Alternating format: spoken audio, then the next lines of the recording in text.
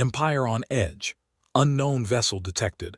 No one knew where it came from, only that nothing could catch. The border station of Velkar Reach floated in silence at the edge of the Thren Ascendancy, a great ring of metal and light spinning slowly against the dark. For 900 years, the Ascendancy had ruled this part of the galaxy without real challenge. Its fleets were the largest anyone had ever built. Its sensors could read the heat of a single engine from 3 light-years away. Its people, the Thren, were tall, pale-skinned, and proud, and they had grown used to being unquestioned masters of everything they could see. Commander Vas Ilarion did not feel proud that night. He felt tired. He had commanded Velkar Reach for 6 years, and in that time nothing had ever truly gone wrong. Ships came, ships went, cargo was checked, and the border stayed quiet.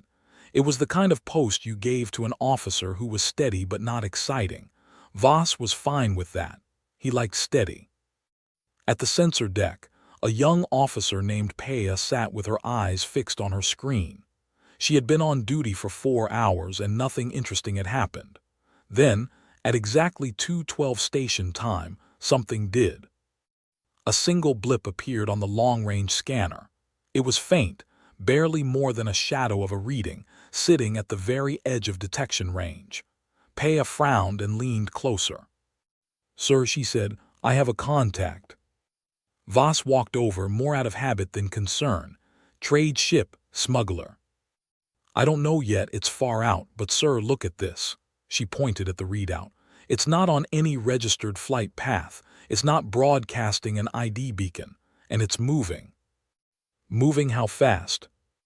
Peia's frown deepened. "That's the strange part. I can't get a clean speed reading. The numbers keep changing every time I check." Vas leaned over her shoulder and studied the screen himself. The blip sat steady for a moment, then jumped position, then sat steady again. It was not smooth motion, not like any drive system he knew. It was almost as if the ship were skipping across space rather than flying through it. "Run a deep scan," Vas said. "I want to know what we're looking at." The deep scan took almost a full minute, which was unusual. Thren's sensor systems were fast. A minute felt like a lifetime. When the results came back, Peia's face went pale. "Sir, the scan can't lock onto a hull shape. It's like the ship keeps changing size and shape every time the scanner pulses. That shouldn't be possible." "Sensor error," Vas said, though he did not fully believe it. "Recalibrate and try again." She did. The result was the same. Word moved quickly after that. Within the hour, every officer on duty at Velkar Reach had heard about the contact at the edge of the sensor range that the station's best equipment could not properly read. By morning station time, the report had been sent up the chain, first to Sector Command, then further to the offices of High Marshal Calith Droz himself in the capital system of Threnville. High Marshal Droz was not a man who enjoyed surprises. He was old by Thren standards, silver-eyed and sharp-tongued, and he had spent his whole life making sure the Ascendancy never had to be surprised by anything. He read the report twice before speaking. "An object at the border that our scanners cannot properly measure," he said slowly, as if tasting the words, "and it moves in a way our systems cannot track cleanly." "Yes, Marshal," said his aide, a nervous young officer named Tallies. "Velkar Reach lost the contact completely 6 hours after first detection. It simply vanished from all sensors." Vanished or moved beyond range. The station commander believes it moved beyond range, but sir, the speed required to do that in the time given would be far beyond anything in our records. Beyond anything we believe is possible. Droz set the report down on his desk and looked out the window of his office, out at the busy traffic of ships moving between the towers of the capital. For 900 years, the Ascendancy had never once faced a true unknown. Every species they had met, every ship they had ever tracked, fit within numbers they understood. This did not fit. "Send a patrol wing to Velkar Reach," he said, quietly. "I do not want this becoming a story people tell in taverns. Find this ship. identify it, and if it belongs to someone, find out who. Yes, Marshal. Far beyond the edge of the Ascendancy's charted space, in a region the Thren map simply labeled as unknown, a small ship moved through the dark. It was nothing like the great warships of the Ascendancy. It was barely larger than a shuttle, lean and narrow, its hull a dull gray that did not shine even in starlight. On the side, in faded letters that no Thren eye had yet read, were the words "The Restless." Inside, in a cockpit lit by soft blue light, sat a woman named Mara Calloway. She was not old, not young, somewhere in the years where a person has learned enough to be careful but not enough to be tired. Her hair was cut short and practical. Her eyes moved constantly between three screens, checking numbers, checking her ship systems, checking the emptiness around her for anything that might be a threat. "Talk to me, Ruth," she said quietly. The ship's onboard system, a calm and slightly dry voice, answered from a speaker near her ear. "Sensor sweep from the station complete. They caught us for about 6 seconds before I dropped the drive signature. Nothing to worry about." 6 seconds is 6 seconds too many. "Their equipment is very good, Captain. Better than most of what we've mapped so far. I recommend we log this system as high priority and move on before they send anyone to look closer." Mara nodded slowly. She had been doing this work for 3 years now, ever since the Frontier Fleet back home had asked for volunteers willing to fly alone, far past any support, into the territory of empires that did not know Earth existed. It was not glamorous work. There were no medals for it, no parades. It was quiet, careful, dangerous work, mapping the borders of powerful strangers so that humanity would never again be caught by surprise the way it once nearly had been, long ago, in the earliest days of first contact with another hostile species. The Restless was not built to fight. It could not fight. A single warship from almost any empire they had mapped could destroy it in a heartbeat if it ever got close enough to fire. What the Restless had instead was speed, and more than speed, a kind of movement that no other species had yet figured out. Human engineers, working in secret for a decade, had built a drive that did not simply push a ship faster through space. It folded the space just slightly around the ship, over and over in fast, small jumps that looked, to any outside sensor, like nothing they had ever recorded. It was not truly teleportation.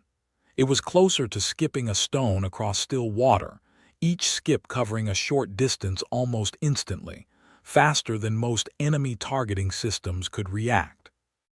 It made the Restless almost impossible to hit.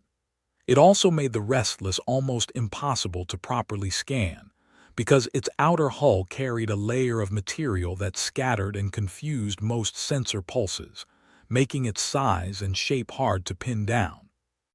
Mara had grown fond of calling it the ghost trick. She was proud of the ship, proud of the engineers back home who had built it, and proud, quietly, of the fact that in 3 years of scouting some of the most powerful and dangerous empires in this part of the galaxy, no one had ever managed to catch her. But she was also careful. Careful people lived longer than proud ones. "Put together the report," she said. "Send it back the long way, through the relay buoys. I want Fleet Command to know there's an empire out here bigger than anything we've mapped so far, big enough to matter." "Already compiling it, Captain," Ruth said. For what it's worth, their border station reacted fast, faster than the last 3 empires we scouted. Someone over there is paying attention. Mara looked out through the front viewport at the distant lights of what she now knew was called, according to the scraps of communication she had picked up, the Thren Ascendancy. It looked peaceful from here, calm, but she had learned long ago that calm empires were often the ones with the sharpest teeth, simply because they had never needed to use them. "Let them pay attention," she said. "Just make sure they never actually see us." Back at Velkar Reach, the patrol wing arrived 3 days later, 4 fast interceptor ships under the command of a hard-eyed officer named Beltrek Sarnos. He had been given clear orders. "Find the contact. Track it. Identify it if possible without engaging. If it proved dangerous, report back immediately and do not chase it alone. Sarnos did not think much of the mission at first. In his experience, strange sensor readings usually turned out to be equipment faults, or smugglers with cheap stealth tech trying to look more impressive than they were. He expected to find nothing and be back at his home base within the week, filing a boring report about faulty scanners. He was wrong, and he found that out on his second day at the border. His lead ship picked up the contact at long range, the same faint, flickering signature that Pea had first seen. Sarnos ordered his wing to close in slowly, cautious, spreading out to cover more space in case the target tried to run. "Contact holding position," reported his sensor officer. "It's just sitting there, Commander, not moving." "Waiting for us, maybe," Sarnos muttered. "Or it doesn't know we're here yet, close in, quiet as we can." They closed the distance carefully over the next hour, moving at a fraction of their top speed to keep their own drive signatures low. Sarnos watched the contact grow slightly clearer on his screen, though it never became a clean reading. It remained a smudge, a blur, a shape his equipment could not quite decide on. Then, at almost the exact moment his ships crossed into what should have been effective scanner range, the contact moved. It did not accelerate the way a normal ship would. There was no slow build of speed, no long burn of engines. One moment it was there, sitting still on his screen. The next moment it was simply somewhere else, nearly 40,000 kilometers away, as if it had never been in its previous position at all. "What in the stars was that?" Sarnos said, staring at his display. "Sir, I don't understand what I'm seeing," his sensor officer said. "There's no engine trail, no drive signature buildup, it just jumped." "Get me a lock now." They tried. For the next 20 minutes, Sarnos pushed his wing hard, chasing the flickering signature as it appeared and disappeared across an enormous stretch of space, never staying in one place long enough for a weapons lock, never leaving behind the kind of engine trail his systems needed to predict its next move.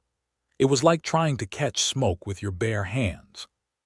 Every time his ships got close, the contact was simply gone, and a new flicker would appear somewhere else, sometimes closer, sometimes farther, almost as if it were toying with them. Finally, after nearly an hour of fruitless chase, the signature vanished completely and did not return. Sarnos sat in his command chair, breathing hard, staring at an empty screen. He had flown for the Ascendancy for over 20 years. He had chased pirates, hunted smugglers, fought pitched battles against raiders from the Outer Rim. He had never once seen anything move like that. "Get me a direct line to Sector Command," he said quietly. "Tell them we found it, and tell them we could not catch it." The report that reached High Marshal Droz 3 days later was longer and more detailed than the first one, filled with sensor logs and flight data that Sarnos's own analysts could not fully explain. Droz read it standing at his window, his silver eyes narrowing with every page. "An object that moves without acceleration," he said to Tallies, who stood waiting nervously by the door.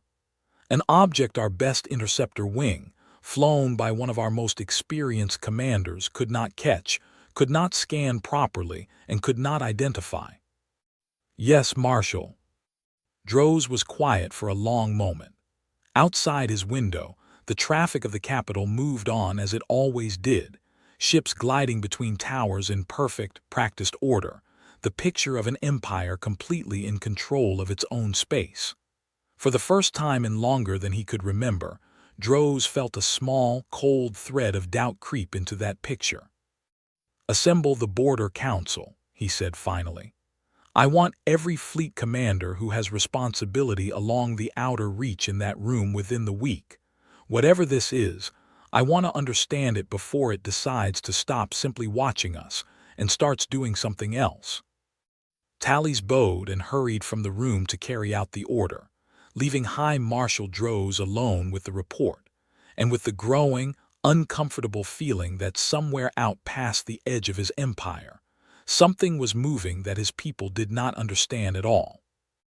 News of the encounter did not stay quiet for long, no matter how much Droz wanted it to. Within days, whispers spread through the officer ranks at every border station along the outer reach. A ship no one could see clearly. A ship no one could catch. Some officers laughed the story off as an exaggeration, the kind of tale that grows bigger every time it is told.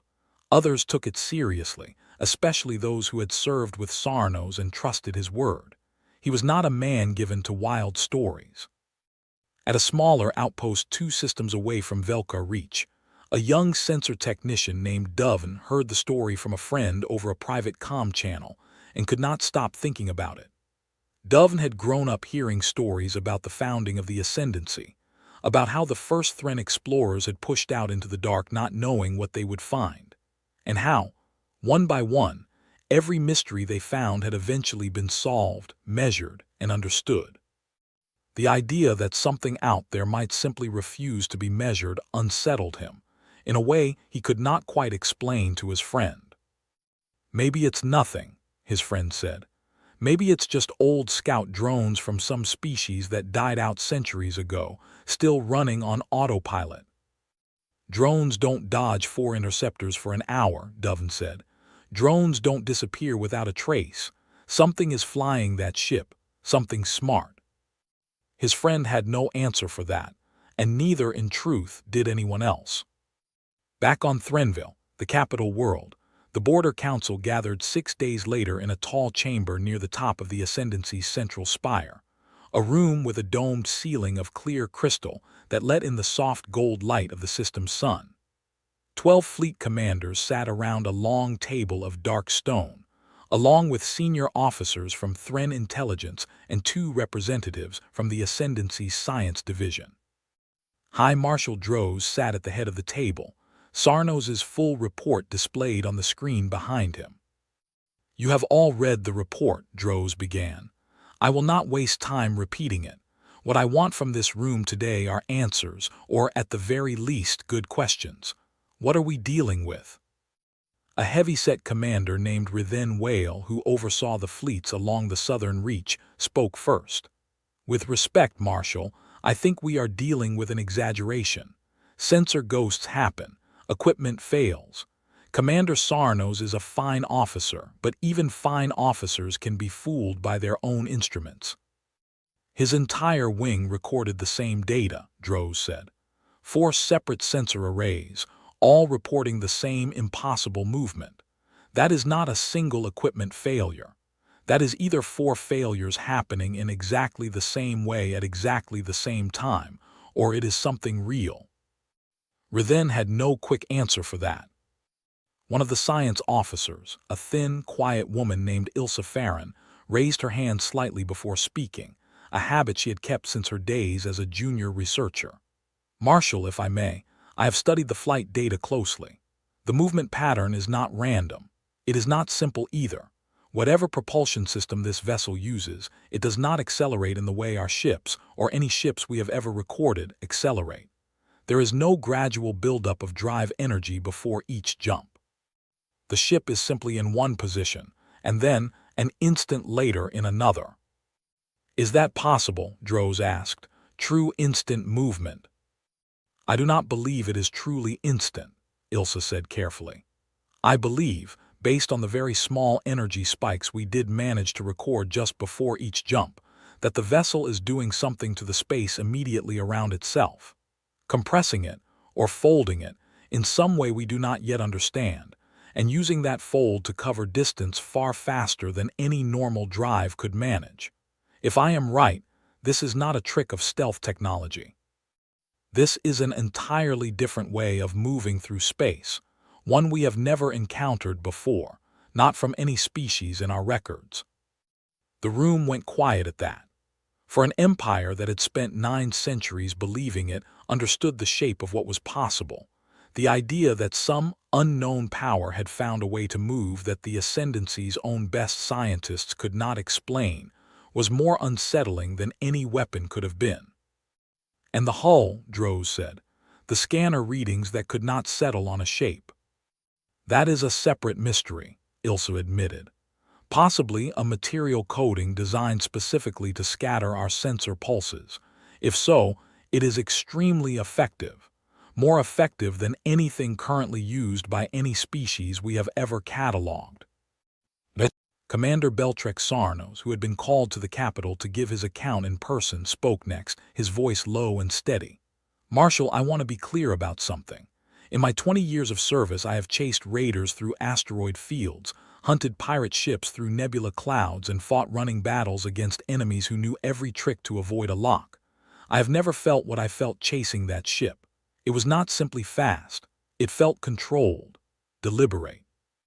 Whoever or whatever is flying it was not panicking. It was choosing where to go, and it was choosing not to let us catch it, without ever once firing a weapon or making a threatening move. That, to me, is the strangest part of all.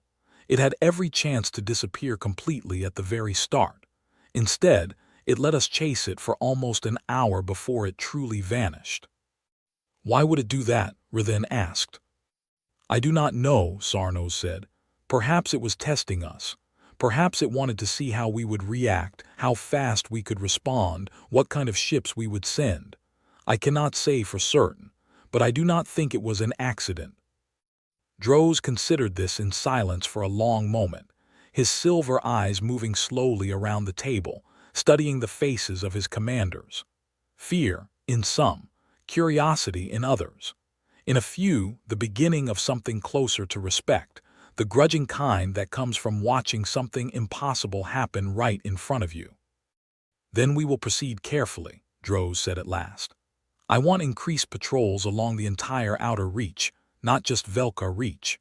I want every border station equipped with the newest long-range sensor arrays we have, even if that means pulling them from other projects.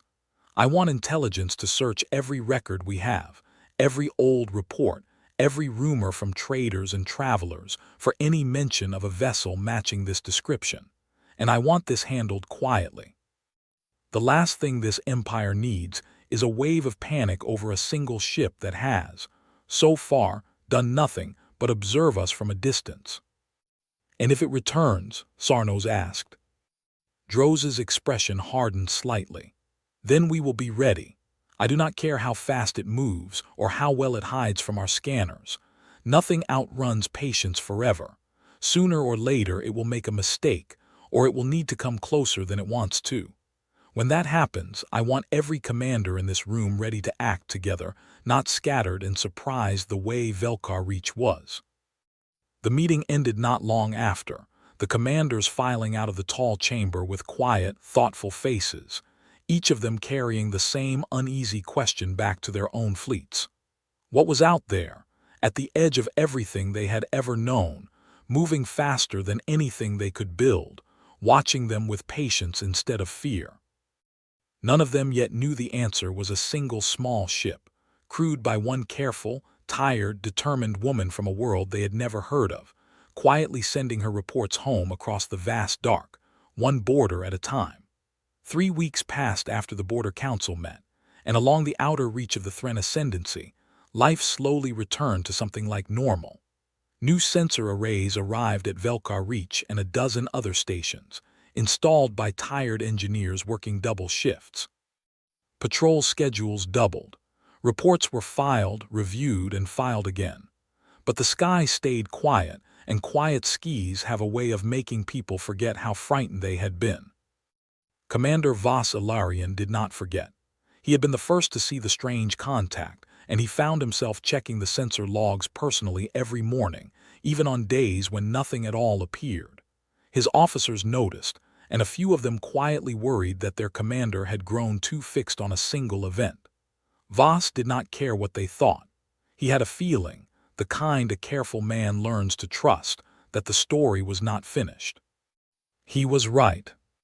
It happened on a morning shift, 26 days after the first sighting. Peya was back at her post, and it was her voice again that broke the silence of the sensor deck. Sir, contact, same signature as before. Voss was at her side in seconds. Position. Closer this time, much closer. It's inside what should be effective range for our new arrays. On the screen, the same flickering, uncertain shape sat quietly at the edge of the station's detection field, closer than it had ever come before. Voss watched it for a long moment, his jaw tight. "It's not running," he said slowly. "It's just sitting there like it wants us to see it." "Should I sound the alert, sir?" Voss thought about the standing orders from High Marshal Droz. Increased patrols, full readiness, report any contact immediately, and do not engage alone. "Sound it," he said, "and get me a channel to the patrol wing on standby." Far out past the edge of the station's clean detection range, aboard the Restless, Mara Calloway sat with her arms crossed, watching her own sensors with the calm patience of someone who had done this many times before. Ruth's voice came through the speaker, quieter than usual, almost thoughtful. "They've spotted us again, Captain. Their station just went to a higher alert status. I'm reading increased power output from several ships docked there." "Good," Mara said. "Let them look." "Can I ask why we're doing this? Last time we were very careful to stay unseen after the first pass. Now we're sitting here in plain view of their sensors." Mara leaned back in her seat, studying the slow, careful movements of the Thren ships on her own display as they began to organize themselves, forming up in defensive patterns around the station. "Because I want to know how fast they learn, Ruth. Every empire is different. Some panic. Some ignore what they can't explain and hope it goes away. This one built better sensors in 3 weeks and put them on every station along this whole stretch of border. That tells me something important. That they're capable. And that they're paying attention. Fleet Command back home needs more than just a map of their borders. They need to know what kind of people we're dealing with. Careful people who learn fast and don't panic easily are worth knowing about, especially if we ever have to actually talk to them." "You think that day is coming?" Mara was quiet for a moment, watching the distant lights of Velkar reach glimmer against the dark. "I think it's coming for somebody someday. Might as well be us who finds out what these people are like first, from a safe distance, instead of some poor colony ship stumbling into their space with no warning at all." Aboard Velkar Reach, 4 interceptor ships launched from the station's bay under the command of a young, sharp officer named Fenna Talos, who had trained under Sarnos himself, and had been eager, perhaps too eager, for the chance to prove herself against the mystery ship everyone on the outer reach had been talking about for weeks. "Approach in formation," Fenna ordered over the comm. "Widespread, minimum 30,000 kilometers between each ship. If it runs, I want it to have nowhere clean to run to." Her officers acknowledged, and the 4 ships spread out slowly, closing in on the contact from 4 different directions at once, a tactic designed specifically after studying Sarnos's failed attempt. The idea was simple. If the mystery ship could only jump in short bursts, perhaps it could be boxed in, forced into a smaller and smaller space until it had nowhere left to jump to. Mara watched the 4 ships spread out on her display and allowed herself a small, appreciative nod. "Smart. They're trying to box us in." "Should I take us out of range?" Ruth asked. "Not yet. Let's see how tight they can make the box." The Thren ships closed in with careful precision, exactly as trained, each one adjusting position to keep the gap between them small and even. It was, Mara had to admit, a much better approach than the last one. Sarnos had chased her in a straight pursuit, giving her endless open space to jump into. Fenna was trying to remove that space entirely. For nearly 20 minutes, the 4 ships tightened their formation, the open area around the Restless slowly shrinking. Mara watched the numbers carefully, running quick calculations with Ruth, checking exactly how much room the drive needed for a clean jump, how close the margin was becoming. "Captain," Ruth said, a note of genuine concern in her voice now, "the safe margin is getting thin. If they close another 10,000 kilometers, we may not have a clean jump distance left in some directions." "I see it," Mara said, her eyes narrow, focused. "Let's give them one more minute. I want to see what they do when the box is almost closed." That is not a comfortable amount of patience, Captain. Noted. The minute passed slowly. The 4 Thren ships continued closing. And Fenna's voice came through on an open, unencrypted channel, clearly hoping the mystery ship might be listening. Unknown vessel, this is Commander Fenna Talos of the Thren Ascendancy. You are inside Sovereign Patrol space. Power down your engines and prepare to be boarded, or we will be forced to consider you hostile. They speak plainly, at least, Mara muttered. Ruth, translate that into something they'll understand, politely. Do you actually want me to send a reply, Captain? That would reveal a great deal about our communication systems. No, just admiring the effort. Get ready to jump, on my mark. The box had nearly closed. The open space around the Restless had shrunk from a comfortable safety margin to something uncomfortably tight, exactly as Ruth had warned. Any normal ship, caught in a formation like this, would have had no good options left. Mara smiled slightly. Mark. What happened next would be discussed and argued over in Thren officer academies for years to come. The Restless did not jump in a single direction, as it had every time before. Instead, it performed 3 small jumps in rapid succession, each one no more than a few thousand kilometers, moving in a tight, curling path that no simple straight-line prediction could have anticipated. The first jump took it directly toward the gap between 2 of Fenna's ships. The second jump, an instant later, took it past them entirely, out beyond the edge of the closing formation. The third jump put it a full 50,000 kilometers away, safely outside effective sensor range once more. On Fenna's display, the contact blinked out of the center of her carefully closed formation and reappeared, for one brief second, well outside the trap entirely, before vanishing from her sensors completely. It's gone, her sensor officer said, voice tight with disbelief. Sir, it went straight through the gap between ships 2 and 3. It knew exactly where the thinnest point in our formation was. Fenna sat in silence for a moment, staring at her now empty display, feeling something she had never quite felt before in her career. Not fear exactly. Something closer to awe mixed uncomfortably with frustration. Return to station, she said finally. Full sensor logs to be reviewed the moment we dock. I want to know exactly how it read our formation gaps that precisely. Back aboard the Restless, Mara let out a slow breath and allowed herself to relax slightly in her seat. Nicely done, Ruth. I calculated the gap based on their relative closing speeds and adjusted for the small drift in Ship 3's formation position.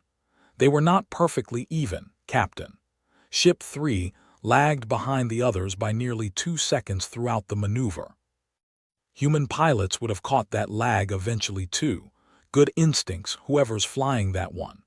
Mara studied the distant, shrinking shape of Velkar Reach on her rear display. They're learning fast, Ruth. Faster than I expected. Log everything about that formation.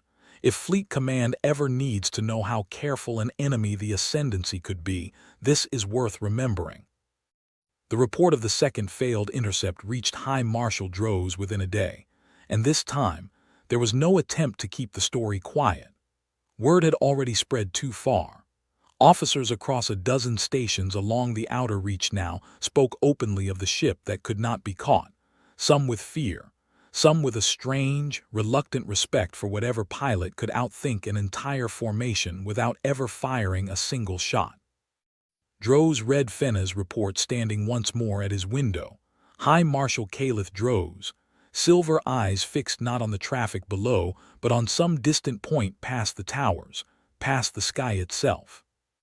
It read the formation gap before we had even finished closing it, he said quietly to Tallies, who stood, as always, by the door. It found the exact weak point in a trap our best young officer designed with real skill, and it moved through that weak point with 3 separate jumps in the time it takes most ships to make one. This is not a lucky pilot, Tallies. This is a pilot, or a mind, thinking several steps ahead of us. What will you do, Marshal? Droz set the report down slowly. I will stop treating this as a border problem to be solved by border officers. Whatever this ship is, whoever built it, they have shown us patience, intelligence, and a level of skill that unsettles me more with every report. We need to understand who is out there before we decide whether to fear them, welcome them, or prepare for them. He turned from the window at last. Send word to the science division. I want Ilsa Farron given full authority to lead a proper study of this. Full resources, whatever she needs, and send a message to Fleet Admiral Korath. Tell him I want a full War Council assessment prepared, quietly, of what it would cost this empire if that ship, or whoever sent it, ever decided to stop simply watching us. Tallies paused at the door, hesitating before he spoke. Marshal, if I may ask, do you believe it is a threat? Droz considered the question carefully before answering, his gaze drifting once more toward the window, toward the edge of everything the Ascendancy had ever known. I believe, Tallies, that for 900 years, this empire has never once had to ask itself that question honestly, because we have never met anyone we could not eventually understand, catch, or overpower. That ship has now shown us twice that it can slip through our best efforts as easily as water through open fingers. Whether that makes it a threat or not, I cannot yet say, but I will not make the mistake of assuming it is harmless simply because it has not yet chosen to hurt us. Patience, Tallies, is the most dangerous weapon there is, and whoever is flying that ship has more of it than we do. Ilsa Farron received her new orders 2 days later, and she read them 3 times before she fully believed what they said. Full authority, full resources, a direct line to High Marshal Droz's office if she needed it. In all her years as a science officer, quiet and careful and often overlooked in a military-focused empire that valued fleet commanders far more than researchers, she had never been given anything close to this kind of trust. She set up her new operation in a wide research hall near the edge of the capital, filling it with every scrap of sensor data collected from both encounters, every log from Velkar Reach, every recording Sarnos and Fenna's ships had managed to capture. Her first task, she decided, was the simplest question of all. Not how the ship moved, not yet, but who could have built it. She began by ruling things out.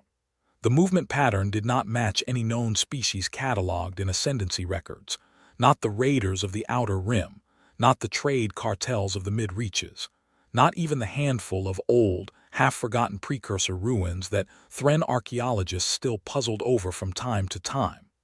Whoever built this ship had done so recently, with technology unlike anything in 900 years of Ascendancy records. That leaves only one real possibility, she told her small team of researchers on the 3rd night, standing in front of a wall covered in star charts and sensor logs. A species we have never met before. Not raiders, not smugglers, something new. One of her junior researchers, a nervous young man named Corvin, raised a hand. New from where, though? We have mapped every system within 100 light-years of this border. There is no home world out there capable of building something like this. Then perhaps their home world is not within 100 light-years, Ilsa said. Perhaps it is much farther than that, and this ship, small as it is, was simply sent very far from home to look at us. The thought settled uncomfortably over the room. An empire capable of sending a single small ship so far past its own borders that no trace of its origin could be found nearby was not a small empire. It was, potentially, a very large one, confident enough in its scouts to let them wander for who knew how long, gathering information, without ever needing to check in close to home. If that is true, Corvin said slowly, then whoever they are, they have likely already scouted dozens of other empires before us, maybe hundreds. Maybe, Ilsa agreed, which raises an uncomfortable question. If they have been quietly watching that many powers for that long, and none of us has ever caught more than a flicker of one of their ships, what does that tell us about how careful and how patient they must be? No one in the room had a good answer for that. Meanwhile, Fleet Admiral Korath, a broad-shouldered old soldier who had spent his career commanding the Ascendancy's largest battle groups, arrived at High Marshal Droz's office the following morning to deliver his own assessment, and he did not waste time with pleasantries. "Marshal, I have run the numbers you asked for. If that ship, or whatever fleet stands behind it, ever decided to strike at us instead of simply watching, I cannot promise you we would see it coming. Our entire defense doctrine assumes we will detect an approaching force before it arrives close enough to do damage. This ship has proven, twice now, that it can sit inside our own patrol space before we notice it, and can escape a closing trap set by trained officers using a maneuver none of my tacticians have ever devised. If they have warships that move even remotely like that scout, our entire outer fleet could be rendered useless before a single battle begins." Droz listened without interrupting, his hands folded behind his back as he stared out the window, a habit that had become almost constant since the first report arrived weeks earlier. "Your recommendation, Admiral." "Two things," Korath said. "First, we accelerate research into counter-detection methods, whatever Ilsa Farron's team can offer us, however long it takes. Second, and I say this reluctantly, Marshal, I recommend we attempt communication rather than capture. If this species is even a fraction as advanced as their scout ship suggests, trying to force a fight we may not win is a foolish path. Better to know who they are before we decide whether they are friend or foe." Droz turned from the window at last, studying the old admiral's weathered face. "You surprise me, Korath. I did not expect the commander of our largest fleet to recommend restraint." "I recommend restraint precisely because I command our largest fleet, Marshal," Korath said evenly. "I have seen what happens to armies that charge confidently into a fight they do not understand. I would rather my ships never have to find out the hard way what that scout's parent fleet is truly capable of." Droz considered this for a long moment, then nodded slowly. "Very well. We will pursue both paths. Continue reinforcing the border, but hold all offensive posture. If the ship, or its makers, ever choose to make contact, I want every station along that reach ready to respond with caution, not aggression. We will not be the ones who turn a quiet mystery into a war neither side wanted." Far beyond the border, in the quiet dark between the stars, the Restless continued on its slow, careful journey deeper along the edge of the Thren Ascendancy, mapping new coordinates, recording new patrol patterns, and carrying, tucked safely in its data banks, the first real proof that this empire, unlike some the frontier fleet had scouted before, was not going to be easy to fool twice with the same trick. Mara Calloway leaned back in her pilot's seat, watching the stars slide slowly past the viewport, and allowed herself, just for a moment, to wonder what kind of person commanded a fleet clever enough to almost catch her. She hoped, someday, she might find out the honest way. A month passed, and the mystery ship did not return. The outer reach settled into a strange new normal, one where every officer stationed along the border watched their sensors a little more closely than before, and every conversation in the mess halls eventually found its way back to the ship no one could catch. Some called it a ghost. Some called it a test sent by some unknown power to probe the Ascendancy's defenses. A few of the older, more superstitious crew members even began calling it Luck-Bringer, half joking that any station it visited would go on to have a quiet, uneventful tour, as if the ship carried some strange blessing with it. Ilsa Farron did not believe in luck, good or bad.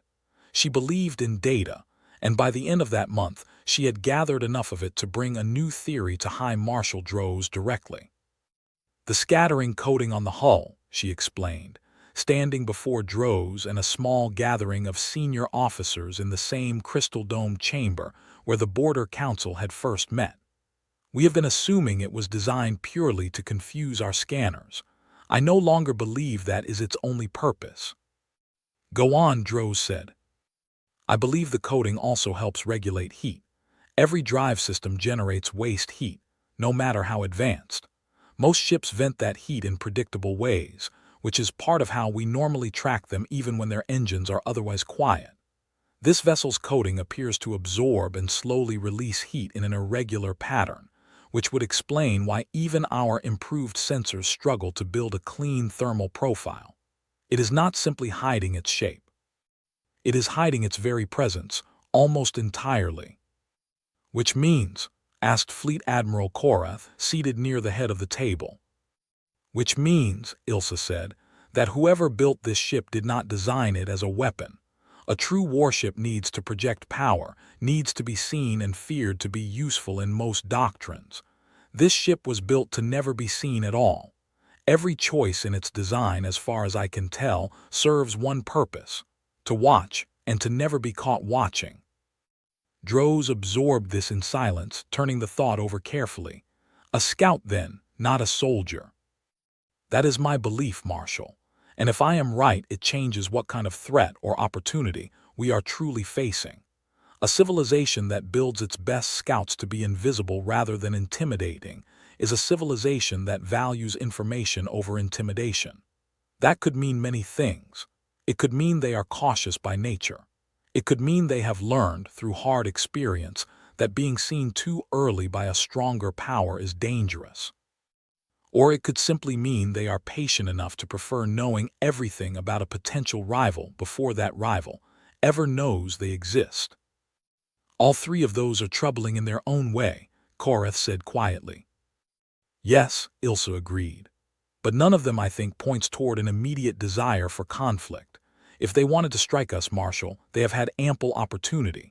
2 intercept attempts, both of which put ascendancy ships within striking range of that vessel, and at no point did it fire a weapon or even seem to arm one. I believe, cautiously, that this ship's makers are not looking for a fight. I believe they are looking to understand us, much as we are trying to understand them. Droz considered this for a long moment before responding. Understanding is not the same as trust, Farron, but it is a foundation trust can be built upon, in time. Continue your work. I want a full profile of this species' likely capabilities and intentions before we take any further steps. The council broke apart not long after, and it was in the quiet hallway outside the chamber that Sarnos found Ilsa, falling into step beside her. You believe they mean us no harm, he said, not quite a question. I believe the evidence points that way. I could be wrong. You could be. Sarnos was quiet for a moment as they walked. I chased that ship for nearly an hour, Farron. I have relived that hour more times than I would like to admit. There was a moment near the end when I thought I nearly had it. A narrow gap, a chance for a weapons lock. And in that moment the ship simply moved somewhere else as easily as stepping around a puddle. It did not feel desperate. It did not feel like something running for its life. It felt. He searched for the right word. Amused. As if whoever was flying it had already known, long before I did, that it was never truly in danger. Ilsa considered this. Does that frighten you? It should, Sarnos admitted. But strangely, it does not entirely. There was something almost respectful about it. It never fired on us. It never even came close to damaging our ships, even when it easily could have during that final maneuver near Fenna's formation. If it wanted to hurt us, Farron, I do not think we would have been able to stop it. The fact that it chose not to tells me something about the character of whoever is flying it, even if I cannot yet say what that character truly is. Far beyond the border, aboard the Restless, Mara Calloway sat reviewing weeks of accumulated data with Ruth, preparing the next stage of her long, careful survey of the Ascendancy's edge. She had drifted deeper along the border since her last encounter, mapping 3 additional systems, recording patrol patterns, listening quietly to unencrypted Thren communications whenever she could catch them, slowly building a picture of an empire that was, in its own way, impressively organized. They've stopped broadcasting most of their patrol schedules in the clear, Ruth noted one evening, as Mara ate a simple meal in the ship's small galley. Someone over there realized we might have been listening in. Smart of them. Told you they learn fast, Mara chewed thoughtfully. How's the fuel situation? We have enough for another 6 weeks of careful operation, before we would need to consider heading back toward the relay buoy for resupply. I would recommend beginning that return trip within the next 10 days, given the distances involved. Mara nodded slowly, already turning the numbers over in her head, the same careful calculations she made every few weeks out here, alone, farther from home than almost anyone else in the entire frontier fleet. It was not always an easy life. There were long stretches of silence, weeks at a time with no one to talk to but Ruth's calm, steady voice, and there was always the quiet knowledge that if something went truly wrong out here, if the restless were ever actually caught, there would be no rescue coming. No one back home would even know for months, maybe years. But there was also this, the particular thrill of being the very first human eyes, human mind, ever to see a place, to learn something true about a civilization that had existed for centuries without a single person from Earth ever knowing it was there. Mara had grown to love that feeling more than she had ever expected to when she first volunteered for this work. "One more system before we turn back," she said finally. "There's a shipyard reading on the old scans, deep in what looks like a secondary system just past the main border line. I want to look at it before we go. If the Ascendancy is building anything new in response to us, I want Fleet Command to know about it." "That is closer to their core territory than we have gone before, Captain," Ruth said, a note of caution creeping into her voice. "Their patrol density increases significantly the closer we get to their shipyards. I would remind you that our margin for error narrows considerably in denser patrol zones." "Noted," Mara said. "We'll be careful, we're always careful." 3 days later, the Restless slipped quietly toward the system Mara had marked, a mid-sized star with 4 planets, the third of which held a sprawling shipyard complex in high orbit, lit up with the working lights of hundreds of construction vessels and drifting hull sections in various stages of completion. Mara studied the readings with growing interest, cataloging ship types, counting numbers, noting the unusually high concentration of what looked like fast, small interceptor-class vessels under construction. "They're building more ships like the ones that chased us," she murmured. "A lot more. 53 interceptor hulls currently under construction, by my count," Ruth confirmed. "That is a significant increase over typical shipyard activity, based on historical patterns we recorded before your first encounter here." "They're preparing," Mara said, "not for us specifically maybe, but for something like us, faster response times, more coverage." She allowed herself a small, tired smile. "Good. That means our reports are actually making them think, not just panic." She spent nearly 4 hours quietly recording data on the shipyard, drifting at the very edge of what she judged to be safe distance, careful never to let the Restless drift into the denser patrol lanes closer to the planet itself. It was slow, patient work, exactly the kind Fleet Command had trained her for, and exactly the kind that made this job matter, far more than any single dramatic escape ever could.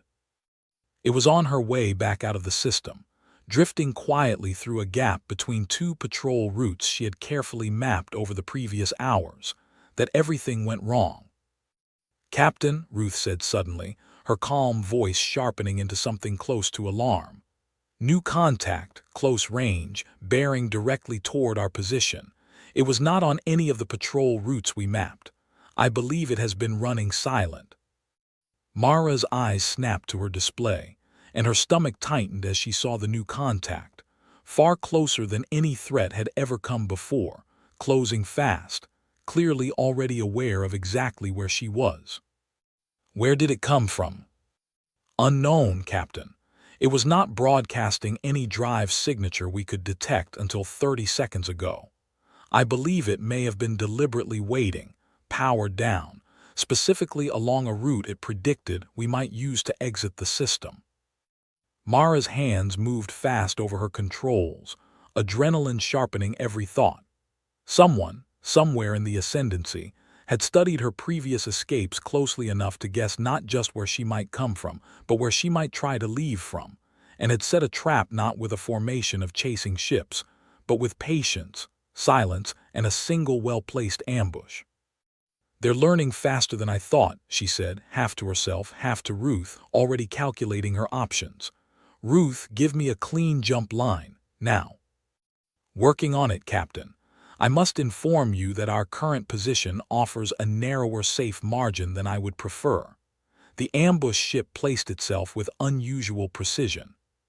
For the first time in 3 years of quiet, careful scouting, Mara Calloway felt something she had almost forgotten how to feel out here, alone at the edge of an empire that had, until this exact moment, always seemed at least one step behind her.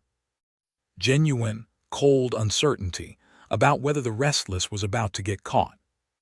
The ambush ship closed fast, its drive now burning bright and clear on Mara's sensors, no longer bothering to hide now that it had revealed itself. It was larger than the interceptors that had chased her before, a heavier hull with what looked like a wider spread of weapon mounts along its sides.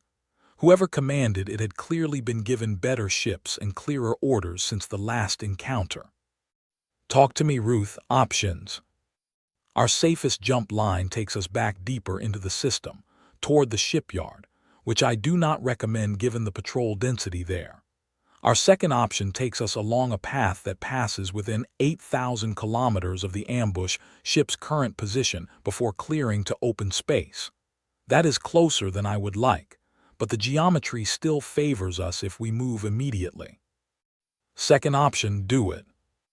The Restless folded space around itself in a short, sharp jump, closing the gap with the ambush ship for one heart-stopping instant before clearing past it entirely, exactly as Ruth had calculated. For a moment, Mara thought they were clear. Then the ambush ship fired. It was not a wild shot. Whoever was aiming had clearly anticipated the jump line, or had been quick enough to react to it, and a single energy bolt lanced out through the dark, close enough that Mara felt the ship shudder from the near miss, alarms flaring briefly across her console before falling silent again. "Damage report," she snapped. "Minor, a glancing hit against our aft shielding. Nothing critical. But Captain, that shot came very close. Closer than any hostile fire we have taken in 3 years of operation." Mara's jaw tightened as she pushed the Restless into a second jump, putting real distance between herself and the ambush ship at last, watching the enemy contact shrink steadily on her rear display. "They predicted our exit line almost exactly. That's not luck, Ruth. Someone over there has been studying every jump we've ever made, building a model of how we choose our paths." "That is a troubling possibility, Captain." "It's an impressive one too," Mara admitted, some of the tension easing from her shoulders now that the immediate danger had passed. "I don't like being shot at, but I respect good work when I see it." She guided the ship through one more precautionary jump, putting a final safe margin between herself and the system before finally letting out a long, slow breath. "Log everything about that ambush. Position, timing, the ship class, the way they predicted our path. Fleet Command needs the full picture. This empire is not just reacting to us anymore. They're actively hunting patterns in our behavior and using them against us." "Understood, Captain. For what it is worth, I am glad the margin held." "Me too, Ruth, me too." Aboard the ambush ship, a Thren officer named Ren Ashal watched his own display in tight, frustrated silence as the mystery vessel's signature faded entirely from his sensors, vanishing once more into the vast dark beyond the system. He had spent the better part of 2 weeks studying Sarnos's and Fenna's failed intercepts, building a careful model of the ship's likely escape patterns, and had positioned himself with more precision than either of his predecessors. He had come closer than anyone. He had even landed a hit. It had not been enough. "Signal Sector Command," he said quietly to his second officer. "Tell them the contact appeared again, this time deep inside our secondary shipyard perimeter, likely gathering intelligence on our construction efforts. Tell them we engaged, landed a partial hit, and it still escaped, but only after a maneuver that suggests it anticipated our ambush position almost as quickly as we set it." They'll want to know how it knew, his second officer said. I don't think it knew, Ren said slowly, replaying the encounter in his mind. I think it reacted faster than anything should be able to react. That is somehow worse. Word of the ambush and the shipyard intrusion reached High Marshal Droz within hours, and this time, the report carried a weight the earlier ones had not. The ship was no longer simply watching from a comfortable distance. It had ventured deep enough into Ascendancy territory to observe an active military shipyard, close enough that its presence there could only be deliberate, targeted intelligence gathering.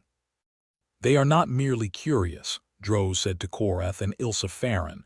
The three of them gathered once more in his office as evening fell over the capital. They are actively assessing our military capacity, our shipbuilding, our response patterns to their previous appearances. This is not the behavior of a passive observer, Korath. This is reconnaissance. Reconnaissance ahead of what, though? Korath said. An invasion or a decision about whether to ever approach us at all.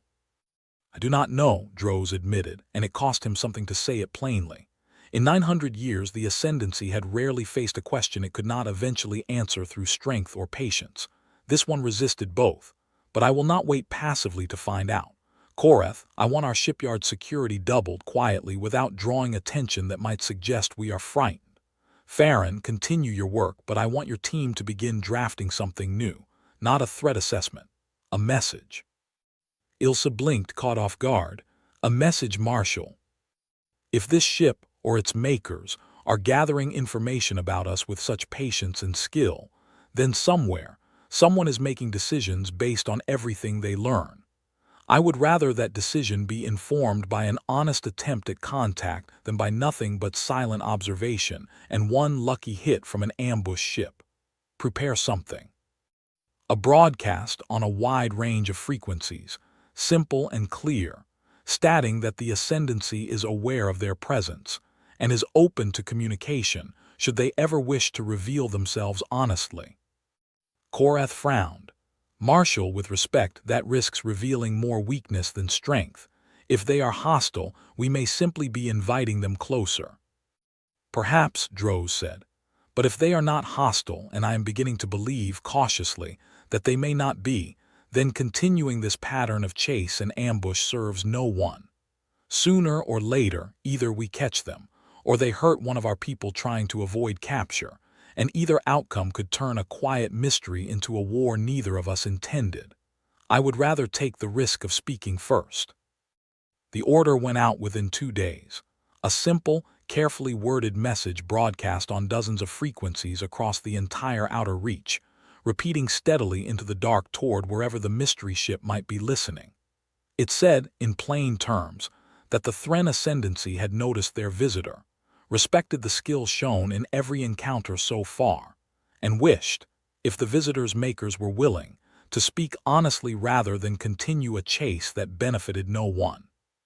Far out past the border, aboard the Restless, Ruth picked up the broadcast within hours of its first transmission and played it for Mara without comment, letting her hear the words for herself. Mara sat in silence for a long moment after it finished, staring out at the stars, turning the message over in her mind. Well, she said finally quietly, that's new. Mara did not answer the message right away. She sat with it for 2 full days, replaying the broadcast a dozen times, listening to the careful, measured tone of it, the way it had been worded to sound like an offer rather than a demand. Ruth had translated the core meaning within minutes of first hearing it, but Mara kept coming back to certain phrases, turning them over in her mind like stones. They respect the skill shown in every encounter, she said aloud, more to herself than to Ruth, on the second evening. That's a strange thing for an empire to say to something they can't even properly see. It could be a trick, Ruth said, a way to lower our guard before another attempt at capture. It could be, Mara agreed, or it could be exactly what it sounds like. An empire smart enough to know that chasing us forever isn't working, and decent enough to try something else instead. She rubbed her eyes, tired in the particular way that came from thinking too hard about a decision with no easy answer. Fleet Command needs to know about this either way. That's not my call to make alone. She spent the better part of a full day composing a careful report, laying out everything that had happened since the ambush, including the full text of the Thren broadcast, and sent it back the long way, through the relay buoys, toward Frontier Fleet Command on Earth. It would take weeks for the message to arrive, and weeks more for any reply to reach her out here. In the meantime, she had a decision of her own to make about what to do next. We could simply continue the survey and ignore the message entirely, Ruth offered. That is the safest option, statistically. It is, Mara said, but it's not the only option, and I don't think it's the right one. She looked out at the stars for a long moment, thinking of every quiet, careful report she had sent home over 3 years, every empire mapped from a comfortable, invisible distance, never once making real contact with anyone. We've spent 3 years being ghosts, Ruth, watching everyone, letting no one watch us back. That's kept us safe. But it's also kept us alone out here, and I'm starting to think that's not sustainable forever, not for us, and not for Fleet Command's long-term plans either. Sooner or later, humanity is going to have to actually meet someone. Might as well be an empire that's shown this much restraint and this much patience. You are considering responding, Ruth said. It was not quite a question. I'm considering it, Mara admitted. Not yet. Let's finish mapping this section of the border first, the way we planned. Give Fleet Command time to weigh in before I do anything that can't be undone. But I want you to start drafting a response, just in case. Something careful. Something that doesn't give away more than we're ready to share, but doesn't slam the door shut either. Back within the Ascendancy, the broadcast played on a steady loop for over 3 weeks with no response. And slowly, the mood in High Marshal Droz's office shifted from cautious hope to something closer to resigned patience. Fleet Admiral Korath, never entirely convinced the message had been wise in the first place, grew increasingly restless. Marshal, 3 weeks of silence. Perhaps this was never going to work. Perhaps whatever is out there does not wish to be found, regardless of how politely we ask. Or perhaps, Ilsa Farron said quietly from her seat near the window, 3 weeks is nothing at all to a species patient enough to build a ship specifically designed to never be caught for years, possibly decades, without revealing itself even once. We are asking them to abandon a strategy that has clearly served them well for a very long time. I would not expect a quick answer. Droz, standing at his usual place by the window, said nothing for a long moment, watching the traffic move below in its familiar, practiced order. Continue the broadcast, he said finally, and continue reinforcing the border quietly as planned. Whatever they decide, we will be ready either way. It was during this uneasy stretch of waiting that the situation nearly slipped out of anyone's careful control entirely. A young, ambitious fleet commander named Haven Trask, stationed at a smaller outpost 2 systems from Velkar Reach, had grown increasingly frustrated watching his more senior colleagues fail, one after another, to catch the mystery ship. Trask believed privately that the failures so far had all come from the same mistake, trying to be too clever, too careful, too respectful of a target that in his mind was still just a ship, still bound by the same basic physical limits as any other vessel, whatever strange tricks its drive could perform. When new sensor data suggested the mystery ship had drifted into a system near his own outpost, quietly continuing its survey work exactly as Mara had planned, Trask saw an opportunity he was not willing to let pass to another commander. Without waiting for full authorization from Sector Command, he scrambled every ship under his authority, 6 in total, and moved to intercept, believing that overwhelming numbers, applied fast enough and aggressively enough, might succeed where careful formations had failed. Mara felt the difference immediately. "Multiple contacts, Captain," Ruth reported, an edge of real alarm in her voice now. 6 ships. Closing at high speed, in a much more aggressive pattern than we have seen before. They are not attempting to box us in carefully. They appear to be converging directly, with weapons already active.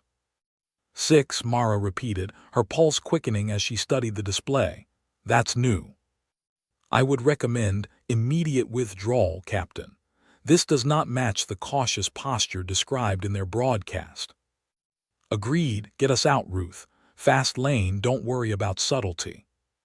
The Restless folded space in a series of rapid jumps, pulling clear of the closing formation with room to spare, the 6 aggressive ships falling steadily behind on her rear display. But Trask, watching his own sensors with mounting frustration as his prize slipped away yet again, made a choice that would very nearly undo everything the careful broadcast had been meant to build. Open fire, he ordered. Full spread, predictive targeting on its likely jump corridor. If we can't catch it, we damage it enough to slow it down. It was, by any measure, a reckless order, well outside the restrained posture High Marshal Droz had commanded across the entire border. But orders given in the heat of a chase do not always wait for calm reflection, and 6 Thren ships opened fire at once, filling the space ahead of the Restless's predicted path with a wide spread of energy fire. Captain, Ruth's voice sharpened into something close to true urgency. Weapons fire directly along our projected jump corridor. I did not anticipate this response. Mara's hands moved on pure instinct, honed by 3 years of careful, dangerous work at the edge of powerful strangers. She threw the ship into a jump not along the predicted corridor, but sideways, an unplanned, imperfect burn that cost precious fuel and strained the drive system harder than she liked, cutting directly across the spread of incoming fire rather than through it. For one terrible half-second, as the ship shuddered through the jump, Mara genuinely believed they were about to be hit. They were not. The jump carried them clear, just barely, close enough that Ruth later confirmed a single stray shot had passed within less than 200 meters of their hull, close enough that the ship's proximity alarms had triggered for the first time in the entire mission. Report, Mara said, breathing hard, once the immediate danger had passed and the 6 aggressive ships had fallen well behind, unable to match the improvised maneuver. No damage, Captain, but that was... Ruth paused, an unusual hesitation in her voice. That was very close, closer than any margin I would consider acceptable going forward. Mara sat in silence for a long moment, adrenaline slowly fading, replaced by a colder, more focused kind of anger. They broadcast a message about wanting to talk, Ruth, about respect and patience, and then someone out here decides to open fire the second they think they might lose their prize. It is possible this action was not sanctioned by the same leadership that authorized the broadcast, Ruth offered carefully. Large organizations do not always act with a single, unified will, even under clear command structures. Maybe, Mara said, but Fleet Command needs to know both things happened, the broadcast and this. I'm not walking into an open meeting with people who might shoot first depending on which officer happens to be having a bad day. High Marshal Droz learned of Trask's unauthorized attack within hours, and his response was immediate and severe. Trask was relieved of his command before the day was over, his 6 ships recalled and reassigned. A formal reprimand entered into his permanent record along with a note, in Droz's own hand, stating plainly that reckless aggression against an unidentified and clearly capable power was not courage, but a dangerous failure of judgment that could have cost the entire ascendancy dearly. I gave clear orders, Droz said to Korath, his voice tight with barely controlled anger, standing once more at his window as evening fell over the capital. Restraint, caution, no offensive posture without direct authorization, and in a single afternoon, one impatient officer may have undone every careful step we have taken these past weeks. Marshal, this could be the moment they decide we cannot be trusted, Korath said grimly. If they were ever inclined to answer that broadcast honestly, this may have ended that possibility entirely. Droz said nothing for a long moment, his silver eyes fixed on the darkening sky beyond the capital's towers, and for the first time since the whole strange affair had begun, he felt something close to true fear, not of the mystery ship itself, but of what his own empire's impatience might have cost them. "Draft a second broadcast," he said finally, quietly. "An apology, Korath, a clear, honest acknowledgement that the attack was unauthorized, and a formal statement that the officer responsible has already been removed from command. I will not pretend this did not happen. I would rather they know the truth, including our mistakes, than assume the worst and vanish forever." The second broadcast went out within a day, carrying a very different tone than the first, an open admission of fault rare enough in ascendancy diplomatic history that several of Droz's own advisors privately worried it made the Empire look weak. Droz did not care. He had begun to believe, in the quiet hours since Trask's reckless attack, that whatever was out there watching them deserved more honesty than pride, and that the cost of losing this fragile, uncertain chance at real contact would be far higher than the cost of admitting a mistake. Aboard the Restless, Mara received the second broadcast 3 days after the first, and read through Ruth's translation of it slowly, twice, before setting it aside and staring out at the stars for a long, thoughtful while. "They didn't have to admit that," she said finally. "They could have said nothing. Let it fade into the noise of everything else that's happened out here." "They chose transparency instead," Ruth agreed. "That is, statistically, an unusual choice for a species we have observed valuing strength and order as highly as the ascendancy appears to." Mara thought of High Marshal Droz, a man she had never seen, never spoken to, knew only through fragments of broadcasts, and the careful, patient way his empire had responded to every impossible thing her ship had shown them. She thought of the careful formations, the improved sensors, the honest apology sent out into the dark on the slim chance that whoever was listening might actually hear it and believe it. "Ruth," she said quietly, "pull up that response you've been drafting. I think it's time we finished it." They worked on it together over the following 2 days, Mara speaking her thoughts aloud while Ruth shaped them into something clear and careful, stripped of anything that might reveal too much too soon, but honest in the ways that mattered most. It was not an easy thing to write. Every sentence had to be weighed twice, once for what it said, and once for what it might accidentally reveal about Earth, about the frontier fleet, about the long, careful strategy of quiet observation that had kept humanity safe for years, while it slowly learned the shape of the wider galaxy around it. "We cannot give them a location," Mara said, packing the narrow length of the cockpit as she thought it through. "Not yet, maybe not for a long time, but we can tell them we exist. We can tell them we heard both broadcasts, the offer and the apology, and that the apology mattered." "That is a reasonable balance," Ruth said. "Though I would remind you, Captain, that any response at all will confirm to them that their message was received and understood by an intelligence capable of parsing their language, which is itself a meaningful piece of information." "I know, I've thought about that." Mara stopped packing and looked out at the stars, the same quiet dark she had spent 3 years learning to trust more than almost anything else in her life. "But information has to start flowing somewhere, Ruth, or we're never anything more than ghosts to everyone we meet. That's not a life, not for us, and not for whoever comes after us out here." While Mara and Ruth worked on their careful reply, back within the ascendancy, a different kind of reckoning was taking place. Haven Trask, stripped of his command and reassigned to a minor administrative post on a quiet inner world, sat alone in his new, smaller office and read the formal reprimand a dozen times, each reading sharpening his bitterness a little further. He did not believe he had done anything truly wrong. In his mind, he had simply acted with the decisiveness that generations of Thren commanders before him had been praised for, the same boldness that had built the ascendancy in the first place. Back when the first explorers pushed out into an unknown galaxy and claimed what they found rather than waiting politely to be invited. He was not alone in that view.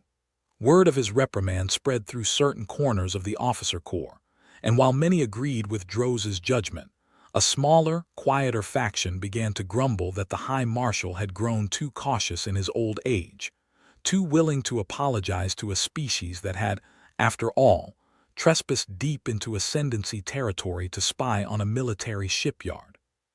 It was a small faction, not powerful enough to change policy on its own, but it was there, a thread of resentment that would not simply vanish because Droz wished it to. Ilsa Farron heard some of these murmurs during a visit to Sector Command, and brought her concerns directly to Droz's office upon her return, finding the High Marshal exactly where she expected, standing at his window in the fading evening light. "Marshal, I do not wish to overstate the danger, but there is a faction, small for now, that believes your response to Trask was too soft and your broadcasts too accommodating. If that faction grows, and if the mystery ship's makers ever do reveal themselves, I worry we may not present a single, unified voice to them." Droz turned from the window, his expression tired but not surprised. There is always such a faction, Farron, in any empire large enough to hold more than one opinion. 900 years of strength and order does not vanish overnight simply because I ask my people to consider patience over pride. I do not expect unanimous agreement. I expect, and I will enforce, unified action, regardless of what any officer privately believes about the wisdom of it. And if Trask or others who share his view act again without authorization, then they will be removed as he was, Droz said simply. I built my career on discipline, Farron, long before I built it on caution. I do not intend to abandon either now when it matters most. He looked back out at the darkening sky. We are being watched by something patient, careful, and so far restrained, despite every provocation we have accidentally offered it. I will not let a handful of impatient officers convince that patience it was wasted on us. 9 days after the second broadcast, a faint, careful signal reached Velkar Reach, weaker than any transmission the station's sensors had ever properly resolved, buried in a wide spread of frequencies that took the station's communication officers nearly 2 hours to fully untangle and translate. When the message was finally pieced together, Station Commander Vas Ilarian read it standing at the same sensor deck where this entire strange affair had first begun, months earlier, and felt a chill run down his spine that had nothing to do with the station's climate systems. The message was short. It confirmed that the broadcast had been received and understood. It acknowledged, briefly and without elaboration, that the apology regarding the unauthorized attack was noted and appreciated, and it closed with a single line that Vas read 3 times before he fully trusted his translation of it. "We are willing to speak further," it said, "when both sides are ready to do so honestly." Vas forwarded the message to Sector Command within minutes, and from there, it reached High Marshal Droz's desk before the night was through. He read it standing, as always, at his window, and for the first time in months, allowed himself something close to real relief. "They answered," he said quietly to Tallies, who had rushed in the moment the message arrived. "After everything, Tallies, they answered." "What happens now, Marshal?" Droz set the message down carefully, as if it were something fragile, something that could still be lost through carelessness. "Now," he said, "we prove to them that we meant every word of that apology, and we find out at last who has been watching us from the edge of everything we thought we understood." The weeks that followed the exchange of messages were, in their own quiet way, the tensest of the entire strange affair.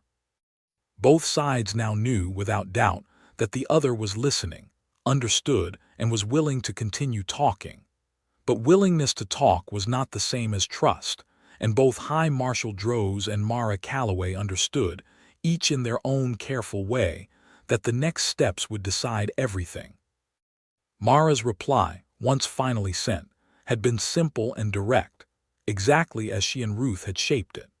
It confirmed that her makers were a species from far beyond the Ascendancy's charted space, that her mission had been one of observation rather than conquest, and that she, personally, had been the one to witness both the honesty of the Ascendancy's apology and the discipline shown in removing the officer responsible for the unauthorized attack.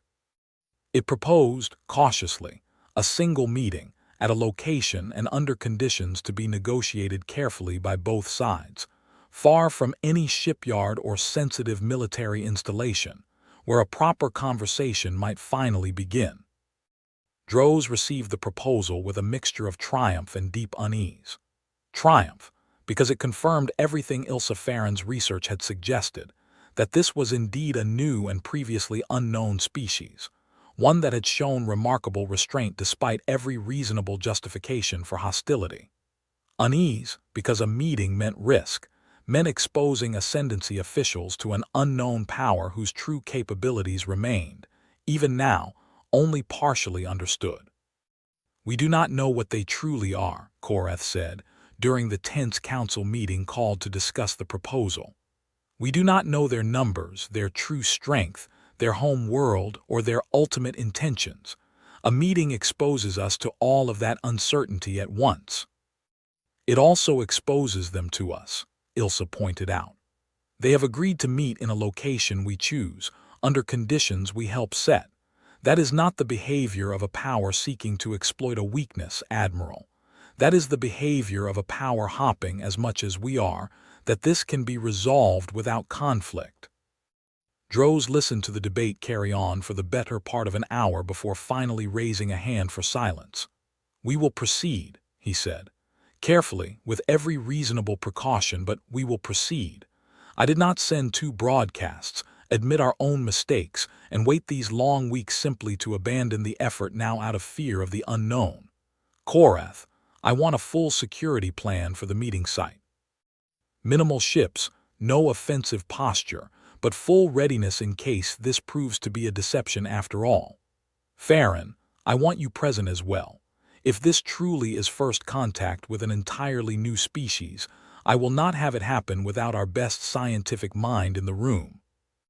The location, once negotiated across several more careful, patient exchanges, was a quiet, empty system near the very edge of the Ascendancy's border, one with no shipyards, no significant population, nothing of strategic value to either side. Neutral ground as close to it as either side could arrange on short notice. Mara felt the weight of the coming meeting more than she expected to in the days leading up to it. She had spent 3 years alone out here, trained for observation, for careful distance, for the particular skill of never truly being seen.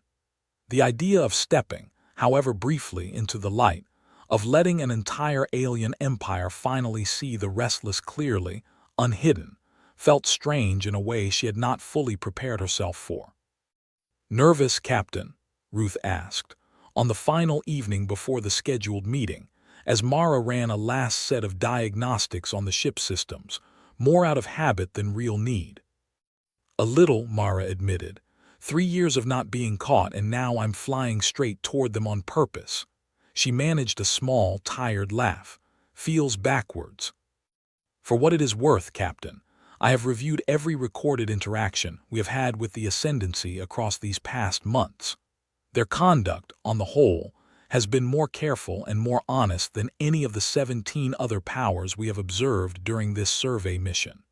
If any of them were going to be the first true contact, I believe this is not the worst possible choice." "High praise coming from you."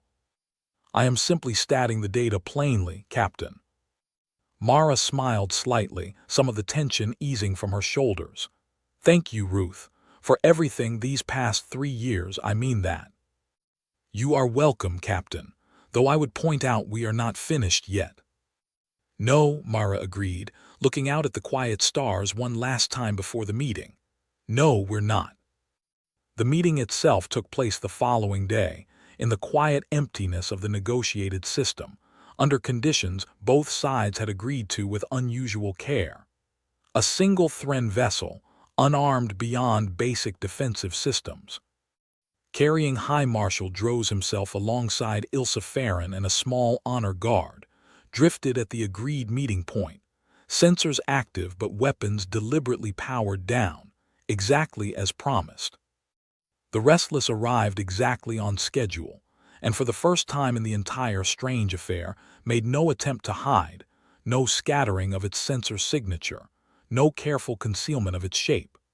It simply appeared, small and lean and gray, precisely where it said it would be, its hull now clearly visible to every scanner aboard the Thren vessel. Aboard the Thren ship, Ilsa Farron watched the readings resolve at last into a clean, clear picture and felt something close to wonder settle over her. "Marshal," she said quietly, "we finally have a full profile. Small vessel, minimal weapons, remarkably advanced propulsion and sensor scattering systems for its size. This was never built to fight an empire, Marshal. It was built to survive one alone, for however long the mission required." Droz studied the image on the main screen, the small gray ship sitting calm and steady against the stars, and felt the weight of 900 years of ascendancy history settle strangely on his shoulders. For the first time in longer than he could remember, he did not know exactly what to expect from the moment that was about to unfold. The first exchange of communication was slow, careful, built on translation software both sides had prepared in advance from the accumulated broadcasts of the previous weeks. Mara's voice, calm and steady despite the nerves she still felt underneath, came through the Thren ship speakers, translated into careful, formal Thren by systems Ilsa's team had built. "Hi, Marshal Droz. My name is Mara Calloway. I'm a scout for a fleet you have not yet heard of, from a world far beyond your charted space. I have watched your people for several months now, and I want to begin by saying that the discipline and honesty your empire has shown, especially after the unauthorized attack, is a large part of why I am here today, speaking with you directly instead of remaining hidden." Droz listened to the translation carefully before responding, choosing his own words with equal care. "Captain Calloway, I confess that for 900 years, my people believed we understood the shape of what was possible in this part of the galaxy. Your ship and your patience have taught us otherwise. I hope this meeting can be the beginning of understanding built on honesty, rather than the kind of chase that brought us here." "So do I," Mara said. "I won't pretend my people or my fleet's leadership know exactly what comes next any more than you do. First contact isn't something either of us has done before, not truly. But I can tell you this much. My mission was never to threaten your empire, never to gather intelligence for the purpose of striking at it. My people have learned, through hard experience I won't go into today, that meeting a stronger power carelessly can be dangerous for everyone involved. So we watch carefully from a distance, before we ever consider revealing ourselves. You are the first empire in 3 years my fleet has chosen to reveal itself to." Ilsa Farron, listening closely, felt a small thrill of understanding settle into place. "Marshal," she said quietly, off the open channel, "that confirms the theory. They are not simply cautious by nature. They have specifically chosen restraint as a doctrine, likely shaped by some earlier, difficult experience with another power. That tells us a great deal about what kind of civilization we are truly speaking with." Droz nodded slightly, filing the thought away before returning his attention to the open channel.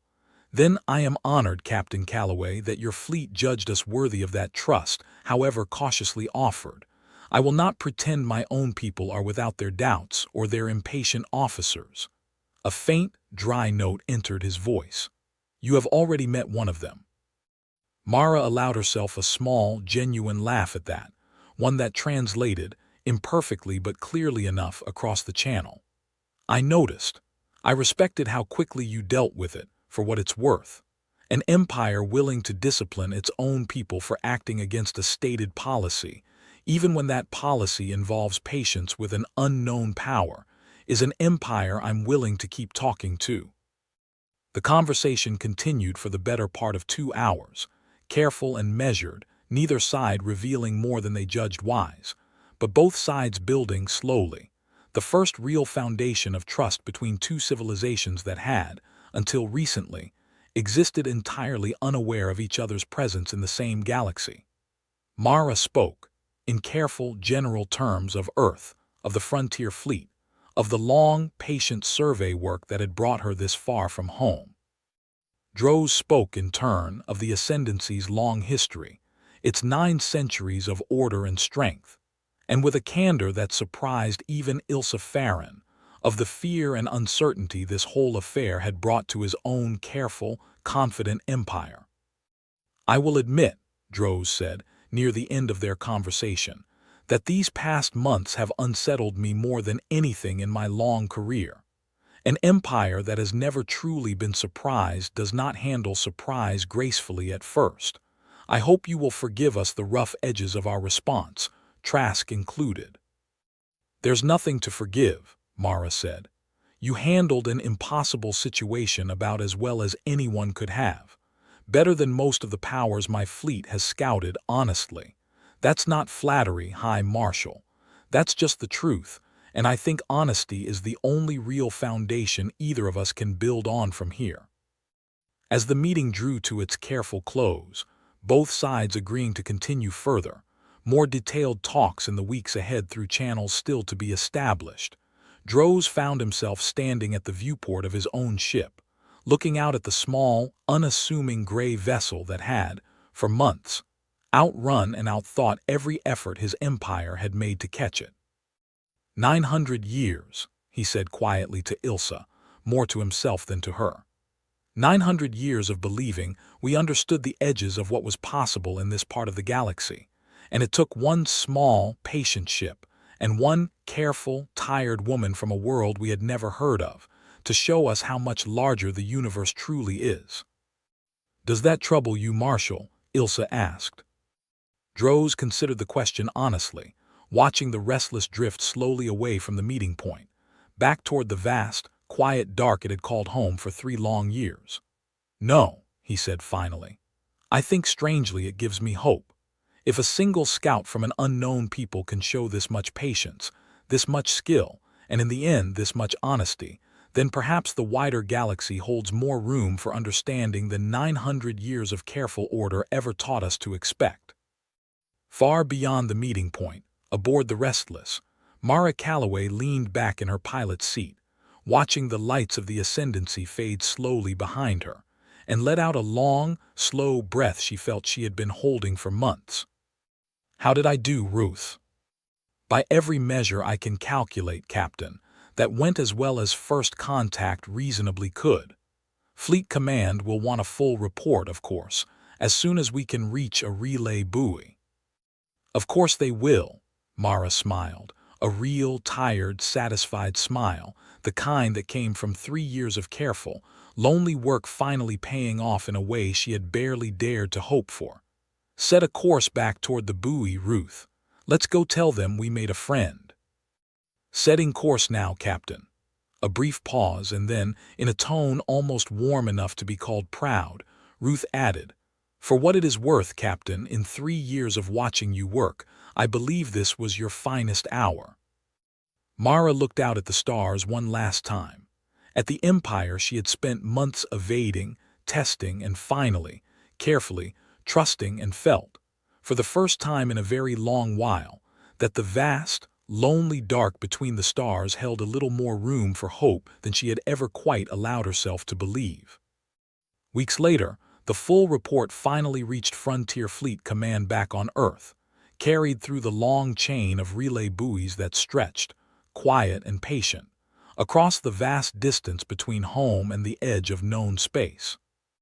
It landed on the desk of Fleet Admiral Renata Osai, a woman who had overseen the Frontier Fleet's careful scouting program since its earliest days, and who had read hundreds of reports from dozens of ships over the years, each one a small piece of the larger map humanity was slowly building of the galaxy around it. She read Mara's report twice, start to finish, lingering over the details of the ambush, the reckless attack, and the careful, honest apology that had followed it. When she finished, she sat back in her chair and allowed herself a rare, quiet smile. "Get me a channel to the science division," she said to her aide, "and pull every file we have on Frontier Fleet Scouts operating anywhere near the Thren Ascendancy's territory.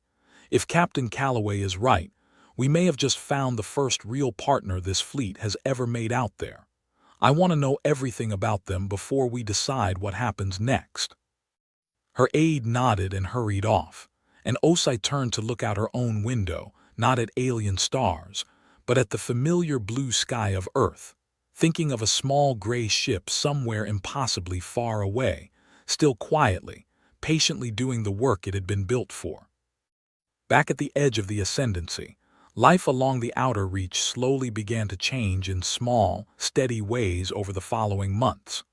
Patrol schedules adjusted once more, this time not to hunt an unknown threat, but to prepare for the slow, careful work of building a real relationship with a species the Ascendancy was only beginning to understand.